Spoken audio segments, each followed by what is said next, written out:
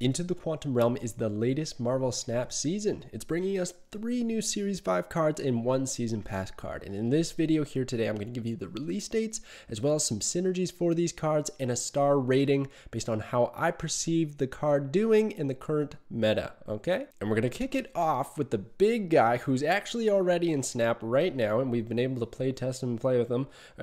Big guy, little hands. We got M.O.D.O.K. So on reveal, discard your hand of 5/8. So you've probably experienced this card. You might even own it at this current point in time. In my opinion, I'm giving him 4 stars because I actually think this is a really good card. Maybe as a whole, it doesn't seem all that great. A 5/8, that's not the best stat line. Discarding your hand can, kind of be awkward in some scenarios. But basically, when you build the deck for this card, you're building a discard deck and it's going to work great. I think it's going to end up being a staple in a lot of discard decks because that's what you want to do. You want to discard your cards to receive the benefit from your other cards, like Morbius, right? Who's going to get that +2 power for every time you discard a card. If you discard your whole hand of 7 cards, that is 14 power for good old Morb. So that's a pretty good combo right there. Other ones that love to be discarded are Swarm. You get a bunch of copies back to your hand. That's great to buff your collector, right? So that's why I have Swarm and Collector here. I actually find that a really, really good combo with M.O.D.O.K. But the biggest beneficiary, I think, here is Hela. So Hela was having consistency issues. You had to basically play Invisible Woman, a couple of discards, and then followed up with Hela at that location. Hope you don't get Cosmoed, and then get all of those crazy high power things that are chilling in your hand discarded, and then back out onto the field for free. It sounds like a lot of steps, and honestly it is, and it still is, but I find I've been running this deck right above with pretty good consistency. At least if I don't draw the combo, then I can just retreat, and that's going to happen. But the combo is a lot easier because all you need is M.O.D.O.K. as your discard generator. I mean, you could put a couple other things. I've seen people put in Hellcow. I think that's a great option to just have more, but I just go all in with that Invis Woman, M.O.D.O.K., and then Hela, and that's all I need. I play those 3 cards, I draw a bunch of high power stuff, and I'm set. So it's pretty good. And then you can play more for the value. Black Cat gets automatically discarded, which is kind of fun. You never get to play Black Cat, right? Ghost Rider, if you don't draw the Hela, just in case to try and find value elsewhere. It's a pretty fun deck, and I think M.O.D.O.K. makes it a lot more consistent. I don't need multiple discards. I just need this big head. Not to mention he has an awesome animation. So anyways, I'm giving him 4 stars. I think he's actually a pretty good card if you love discard. If you don't like discard decks, just pass on this one, guys. Okay, the season pass is not for you because he's not a flexible card. You can't. It's not like Zabu and Silver Surfer where you end up with a bunch of different archetypes or anything like that. It's like this guy's pretty well locked into discard decks. There's a few value decks where you like run Strong Guy and maybe just some high value cards so that your last turn you're playing M.O.D.O.K. and emptying your hand, Strong Guy gets the buff, and that's all right. But for the most part, it's pretty limited to discard. So if you don't like discard, pass. But I love it. I'm here for M.O.D.O.K. And the next card to be released on February 14th is going to be Ghost. So Ghost is a 1/2. It has the ongoing ability of your cards are always revealed last, which means their on reveal abilities happen last. I mean, all of them are going to be on revealed last, but if it has that ability, then you can expect that to occur at the end of the turn, right? So I think this is a pretty great card for a number of reasons. And the more I think about it, the more value I think there is here. But first off, it's a 1-cost 2 power. That's actually just good in its own right and makes a lot of decks. You look at stuff like Iceman or whatever, like just having that stat line by default is pretty good. Being a 1-cost, easy to throw in a lot of decks. Fantastic, okay? You're not going to see many 1-costs printed as a 1/3. So this is as good as it gets for them, okay?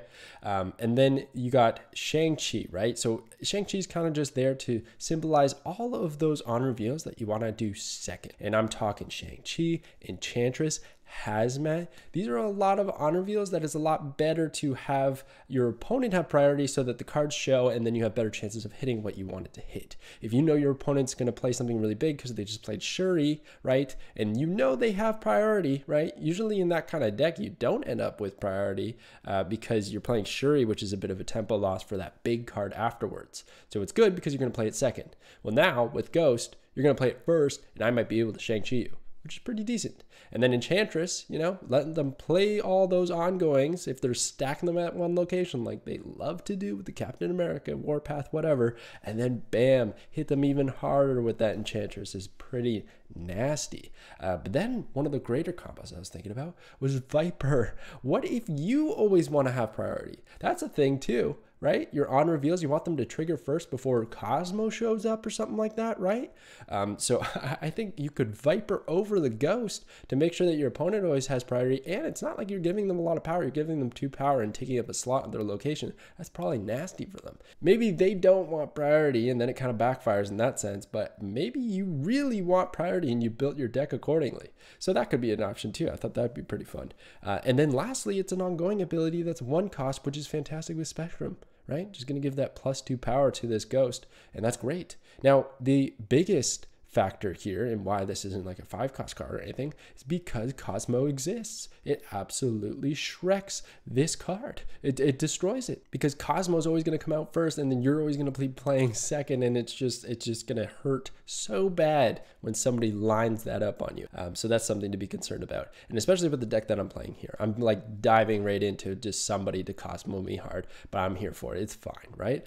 So what I'm doing is I have Luke Cage Hazmat combo, right? That's great. My Hazmat is going to go last, which is better because my opponent can play more cards, reveal them, and I have more triggers to hit them with that Hazmat, and then the negative power is not going to affect me because I have Luke Cage. I also have Colossus there in case I don't draw Luke Cage, and he can just stand strong on his own record. And then a few other accessories are like Green Goblin to give negative power over on the other side, and then Wong to double up on the Spectrum for all these ongoing cards that I have, like Mr. Fantastic, Armor, Lizard, Colossus, Luke Cage, Ghost. You know, lots of benefit there, and if I can do the Wong Spectrum combo, that's great. But of course, they're going to slam Cosmo in that lane. I'll never be able to do it, and they're going to know that they're going to land it on time because I'm always playing my cards second. So I got to watch out for that. But overall, I think this is a really great card. A 1/2, you can't knock that with a good ability that you can build a deck around. So I'm here for it. Ghost looks really exciting and coming soon. And then on February 21st, we have Stature coming out.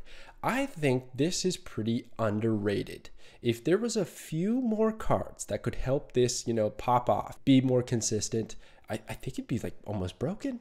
Okay, so Stature's a 5/7, costs 1 if your opponent discarded a card from their hand this game. So if they're playing a discard deck, then this is always going to be cheap. This is the easiest condition to trigger, and you have a 1/7 in your hand, which is just fantastic. But they're, you know, let's just say they're not playing discard. It's not the most popular deck, so they're not playing discard. Okay, well, what if a location pops up and it's like Sokovia or something and discards the card from each player's hand? Well, you probably just got Stature discarded and you're crying. But no, like for the most part, maybe you get that discount and bam, that's easy too. It can be in the deck. This can trigger. It just has to happen this game. So it doesn't matter if Stature is in your hand when it happens. You just got to draw her eventually. If you make them discard, then it's great. And a few accessories to that are Black Bolt and Moon Knight. Moon Knight probably being one of the better options because maybe you want to discard things from your hand, but it's also cheap and it triggers a card from your opponent's hand, which could be their high power, big swing card that you just sniped. Berry Knights rise up. You know what I'm saying? I'm here for it. And then Black Bolt value. Could Black Bolt all of a sudden become good? Everyone's calling for buffs, and I've been saying, no, we got to wait to see what happens with Stature, because what if this deck is actually legit? And I think it's pretty good, because here's the combo, right? On turn 4, I'm going to play Moon Girl, right? I'm going to get 2 Statures into my hand. At this point in time, maybe I've already played Moon Knight and discarded 1 card from my opponent's hand, so that is 2 1/7s. Fantastic, 14 power for 2. That's incredible value, okay? Alternatively, I play Black Bolt on 5, right? That's 8 power. You can't knock that. And I make them discard a card. And now my Statures are super, super cheap. Okay? And then on turn 6, I'm going to play them both with Shuri. So I'm going to play Shuri, and I'm going to buff 1 to 14, and then I'm going to play another Stature elsewhere. And bam, that's just insane amounts of power. And then maybe even earlier than that, if I can do Zabu, which is probably going to be a 2/2 by this point in time, come February 21st, right? I'm keeping that in mind, okay? So he's a 2/2, discounting things by 1. I can like Zabu into Wong, into Shuri or Moon Girl or whatever else, get a bunch of Statures back to my hand. Oh my gosh, make them discard them multiple times with Moon Knight and Black Bolt off of the Wong combo. It's just, there's a lot going here. And then I have a few filler cards just to like make them have a hard time with like Scorpion, Cable, Yondu, Mantis. Take their cards, slap their cards with Scorpion, and then make them discard stuff. I think it's hilarious. I think it'd do so well.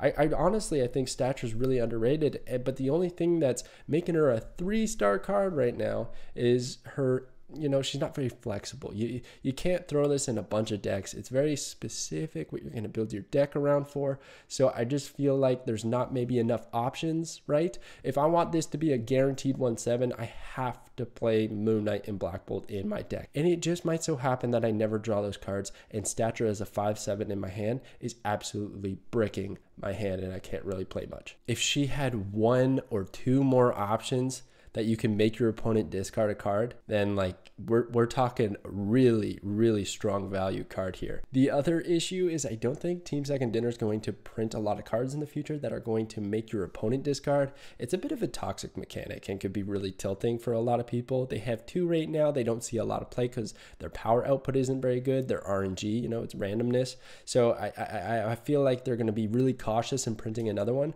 But if they do, Stature value through the roof. All right, and lastly, we have Kang the Conqueror, and this is going to be the most controversial star rating, I'm sure of it, but I'm giving Kang a 2-star. He's a 5/0, but that doesn't matter. You're never playing Kang for his power output because he essentially has none.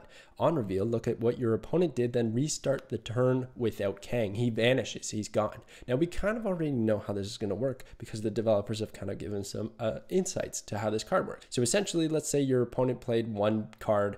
I don't know. They played Arrow, let's say, okay? So Arrow, and then it moved Kang, but it doesn't really matter. Like, you're able to play Kang, the on reveal activates, and then the turn's going to reset. They're going to get their Arrow back, and then Kang's going to disappear, and you start that turn over again.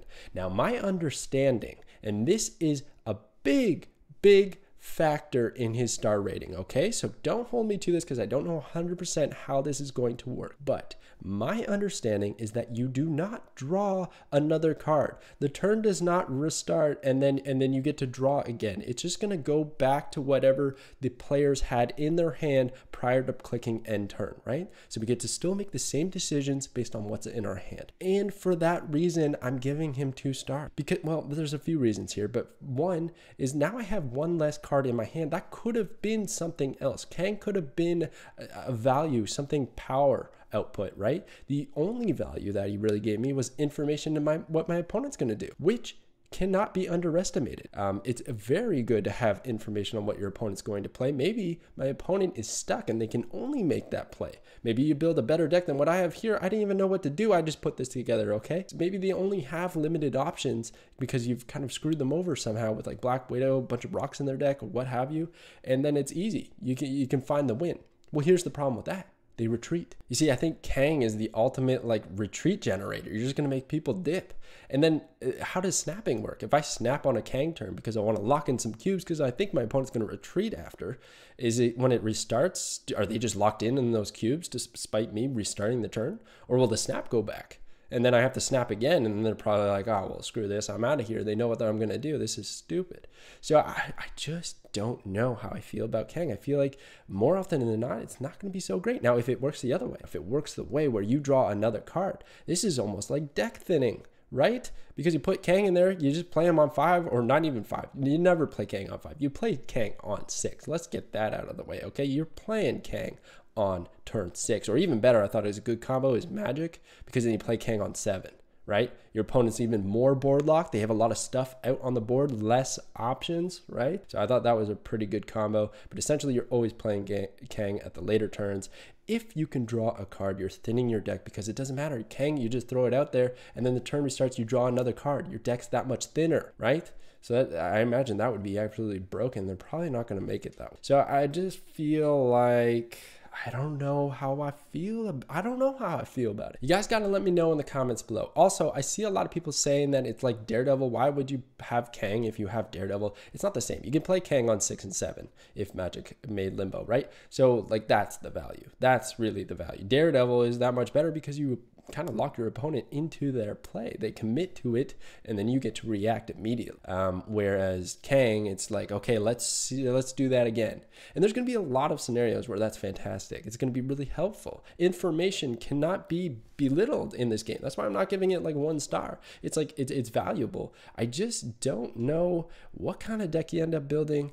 if it's actually going to give you that much value. What if you only have a few cards in your hand, you play Kang, and then you're the one actually limiting your options because you only have a couple of other cards where the opportunity cost of playing Kang is just not worth the power that's left behind after you do the Kang the Conqueror turn. So I could be completely wrong, and I admit that. I wanted to give him 4 stars. I was very, very close to it. But the more I just thought about how quick Snap works, how important getting power output is in a 6-7 turn game, I just don't know if he's gonna make the cut. He's gonna be good. I'm probably gonna pick him up because he's super cool. Like, he's gonna be awesome. He's gonna be really fun to play. But you know, even if he's really good, then people just retreat and you don't get that many cubes. So I'm torn, dude. I'm torn. So anyways, you guys gotta let me know what you think about these cards, which ones you plan on saving your tokens for.